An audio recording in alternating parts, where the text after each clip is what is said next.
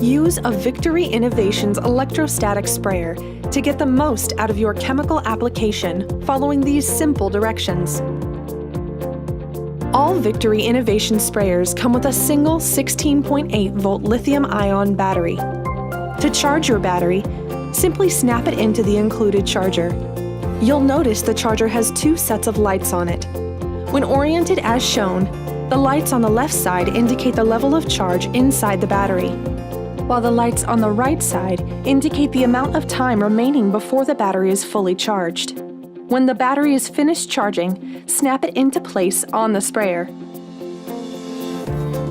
To remove the tank from your Victory sprayer, simply rotate the collar lock to the unlock icon and pull the ring back to release the locking mechanism. Now, you will be able to pull the unit up and off the tank. Reattach the tank by aligning the vertical rails of the sprayer with the groove along the top of the tank. Firmly press the tank into the sprayer and listen for the locking mechanism to click, indicating the tank is in place. Rotate the collar lock to the lock icon and you're ready to go.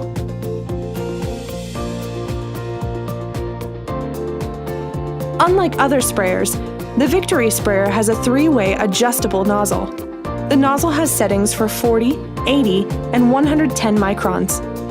The easiest way to determine which setting you are currently on is to rotate the nozzle with the vertical groove into the top position. The sprayer is now set to 110 microns. Push the electrostatic charge switch to the on position, and you're ready to spray.